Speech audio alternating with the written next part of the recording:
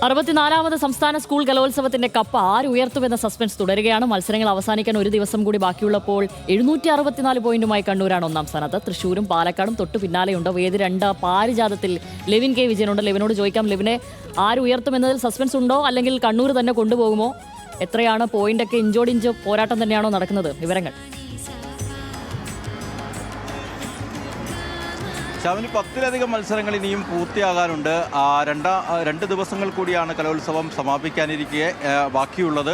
ഇഞ്ചോടിഞ്ച് പോരാട്ടം ആദ്യ ദിവസം മുതൽ തുടർന്നു വരുന്ന ആ ഒരു പോരാട്ടത്തിൻ്റെ ശൈലി തന്നെയാണ് ഈ ദിവസവും നമുക്ക് കാണാൻ കഴിയുന്നത്. കണ്ണൂർ മറ്റ് രണ്ട് ടീമുകളെ അപേക്ഷിച്ച് നേരിയ മുൻതൂക്കമുണ്ടെങ്കിലും ഏത് സമയത്തും മറിയാവുന്ന നിലയിലേക്ക് കൂടി കാര്യങ്ങൾ മാറുമോ എന്നുള്ളൊരു ആകാംക്ഷ ഈ അവസാന റൗണ്ടിലേക്ക് അടുക്കുമ്പോൾ, ഫൈനൽ ലാപ്പിലേക്ക് അടുക്കുമ്പോൾ ഉണ്ട് എന്നുള്ളതാണ് എടുത്തു പറയേണ്ടതായിട്ടുള്ള പ്രതീക്ഷ. ജില്ലയിലെ ഈ സംസ്ഥാനത്ത് നിന്നാകെയുള്ള എല്ലാ മത്സരാർത്ഥികളും തൃശ്ശൂരിലേക്ക് എത്തി അവരുടെ സർഗസൃഷ്ടികളും കലാ മികവുകളും ഒക്കെ പ്രകടിപ്പിക്കുന്ന ഈ വേദികളിൽ വലിയ ജനസാന്നിധ്യം തുടക്ക ദിവസം മുതൽ ഉണ്ട് എന്നുള്ള കാര്യം നമുക്കറിയാവുന്നതാണ്. പക്ഷേ ഓരോ ദിവസം കൂടുമ്പോഴും ആ ജനകീയ പങ്കാളിത്തം വളരെ വലുതാകുന്നു. പോയിന്റ് നിലയിലേക്ക് എത്തുമ്പോൾ കണ്ണൂരിൻ്റെ കുതിപ്പ് തന്നെയാണ് നമുക്ക് കാണാൻ കഴിയുന്നത്. 767 പോയിന്റുമായി കണ്ണൂർ ജില്ലയാണ് ഒന്നാമതുള്ളത്. രണ്ടാമത് ആതിഥേയരായ തൃശ്ശൂരാണ് 754 പോയിന്റ് നേടി രണ്ടാമതെത്തിയിരിക്കുന്നു. പാലക്കാട് ജില്ല നിലവിൽ 754 പോയിന്റുമായി മൂന്നാമതെത്തിയിരിക്കുന്നു എന്നുള്ളതാണ്.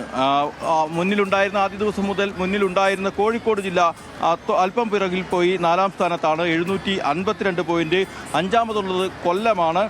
തിരുവനന്തപുരം 6-മതും മലപ്പുറം 731 പോയിന്റുമായി 7-മതും. എറണാകുളം 8, വയനാട് 9, കോട്ടയം 10, കാസർഗോഡ് 11, ആലപ്പുഴ 12, പത്തനംതിട്ട 13, ഇടുക്കി ജില്ല 632 പോയിന്റുമായി അവസാന സ്ഥാനത്തുമാണ് നിലവിലെ റാങ്കിംഗ് പ്രകാരമുള്ളത്. ഇനിയും ഏറെ മത്സരങ്ങൾ നടക്കാനുണ്ട്. അതോടൊപ്പം തന്നെ സ്കൂളുകളുടെ കണക്കുകൾ കൂടി ഒന്ന് പറഞ്ഞു പോകേണ്ടതുണ്ട്. നേരത്തെ ഈ ആദ്യ ദിവസം മുതൽ മുന്നിലുണ്ടായിരുന്ന BSS ഗുരുകുലം ഹയർ സെക്കൻഡറി സ്കൂൾ ആലത്തൂരാണ് സ്കൂളുകളിൽ 188 പോയിന്റുമായി ഏറ്റവും മുന്നിലുള്ളത്. രണ്ടാമത് SPG VHSS കിടങ്ങന്നൂർ പത്തനംതിട്ടയാണ് രണ്ടാമതായി ഉള്ളത്.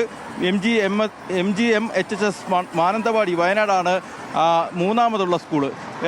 മറ്റൊരു പ്രധാനപ്പെട്ട കാര്യം പറയാനുള്ളത്, കലോത്സവ വേദികളിൽ വീറും വാശിയും മത്സരത്തെക്കുറിച്ചും ആവേശത്തെക്കുറിച്ചുമൊക്കെയാണ് പറയാനുണ്ടായിരുന്നത് ഇന്ന് വരെ. പക്ഷേ ഇന്ന് വളരെയേറെ സന്തോഷം തോന്നുന്ന ഒരു ചരിത്ര നിമിഷത്തിനു കൂടി ഈ 64ാമത് സംസ്ഥാന സ്കൂൾ കലോത്സവം വേദിയായിരിക്കുന്നു എന്നുള്ള സന്തോഷം കൂടി നമുക്ക് പങ്കിടാനുണ്ട്. കാസർഗോഡ് പഠന സ്വദേശിനിയായ സിയ ഫാത്തിമ എന്ന വിദ്യാർത്ഥി അസുഖബാധിതയായി വീട്ടിൽ കഴിയവേ വിദ്യാഭ്യാസ മന്ത്രിയോട് തൻ്റെ സങ്കടം പറയുന്നു. വാസ്കുലൈറ്റ് എന്ന രക്തക്കുഴലുകളെ ബാധിക്കുന്ന ഗുരുതര രോഗത്തിൽ തുടർന്ന് ഈ സംസ്ഥാന സ്കൂൾ കലോത്സവത്തിൽ സിയയ്ക്ക് പങ്കെടുക്കാൻ കഴിഞ്ഞിരുന്നില്ല. വിദ്യാഭ്യാസ മന്ത്രിയോട് ആ സങ്കടം പറഞ്ഞപ്പോൾ ചരിത്രത്തിലാദ്യമായി ഒരു വിദ്യാർത്ഥിക്ക് വീട്ടിലിരുന്നു കൊണ്ട് സംസ്ഥാന സ്കൂൾ കലോത്സവത്തിൽ പങ്കെടുക്കാനുള്ള അവസരം വിദ്യാഭ്യാസ വകുപ്പ് ഒരുക്കി കൊടുക്കുകയും ആ മത്സരം പൂർത്തീകരിക്കുകയും വിജയകരമായി സിയ ഫാത്തിമ മത്സരത്തിൽ പങ്കെടുക്കുകയും ചെയ്ത ദിവസമാണെന്ന് അതിൻ്റെ ഒരു സന്തോഷം വിദ്യാഭ്യാസ മന്ത്രി അടക്കമുള്ള ആളുകൾ പങ്കിടുകയും ചെയ്തു. മറ്റൊന്ന്, വെള്ളാർമലയിലെ സ്കൂളിൽ നിന്നുള്ള കുട്ടികൾ, നമുക്കറിയാം വയനാട് ദുരന്തത്തെ തുടർന്ന് തകർന്നുപോയ സ്കൂളിലെ വിദ്യാർത്ഥികൾ കടുത്ത മാനസികാഘാതത്തിനൊപ്പം അവരുടെ ജീവിതത്തിലെ പ്രയാസങ്ങളെയും മറികടന്ന് മുന്നോട്ട് വരുന്നത് നമ്മൾ കണ്ടതാണ്. ഇത്തവണത്തെ കലോത്സവത്തിലും അവരും പങ്കാളികളായി. വഞ്ചിപ്പാട്ട് മത്സരത്തിലാണ് അവർ പങ്കെടുത്തത്. അവരുടെ പ്രിയപ്പെട്ട അധ്യാപകർ ഉണ്ണികൃഷ്ണൻ മാഷ് അടക്കമുള്ളവരുമായി ചേർന്ന് ഈ മത്സരത്തിൽ പങ്കെടുക്കാനെത്തിയ വിദ്യാർത്ഥികളെ മന്ത്രി കെ രാജൻ ഓടിയെത്തി അഭിനന്ദിക്കുന്ന കാഴ്ചകളും സന്തോഷകരമായ കാഴ്ചകളും ഒക്കെ ഇന്നത്തെ കലോത്സവ വേദികളിൽ നിന്ന് കാണാനായി. ഏതായാലും വാശിയേറിയ മത്സരം തുടരുകയാണ്. നാളെ ഉച്ചയോടുകൂടി ഏകദേശം മത്സരങ്ങളൊക്കെ സമാപിക്കും. സ്വർണ്ണക്കപ്പ് ആരെടുക്കുമെന്നുള്ള ആകാംക്ഷ ഇപ്പോഴും തുടരുക തന്നെയാണ്. കണ്ണൂർ ഒന്നാമതുണ്ടെങ്കിലും ആതിഥേയരായ തൃശ്ശൂർ വിട്ടുകൊടുക്കാതെ രണ്ടാമതുണ്ട്. മുൻപ് 4-ാം സ്ഥാനക്കാരായിരുന്ന പാലക്കാട് കോഴിക്കോടിനെ മറികടന്നുകൊണ്ട് 3-ാം സ്ഥാനത്തേക്ക് വന്നു. കോഴിക്കോട് നിലവിൽ 4-ാം സ്ഥാനത്താണ്. ഇവരിൽ ആർക്ക് വേണമെങ്കിലും ഏത് നിലയിലേക്ക് വേണമെങ്കിലും എപ്പോഴും മാറാമെന്നുള്ളതാണ് ഒരു ഫോട്ടോ ഫിനിഷിൻ്റെ പ്രതീതി ഈ കലോത്സവത്തിൽ ഉയർത്തുന്ന കാര്യം. ഏതായാലും ആകാംക്ഷയോടുകൂടി തന്നെയാണ് എല്ലാവരും ഉള്ളത്, കാത്തിരിക്കുന്നത്. ന്യൂസ് മലയാളം സംഘവും കലോത്സവ വേദിയിൽ നിന്നും ഒട്ടേറെ വിശേഷങ്ങൾ വരും മണിക്കൂറുകളിലും പങ്കുവയ്ക്കുന്നുണ്ട്. ശാമിലി, ശരി, ലെവിനാണ് വിവരങ്ങൾ നൽകിയത്.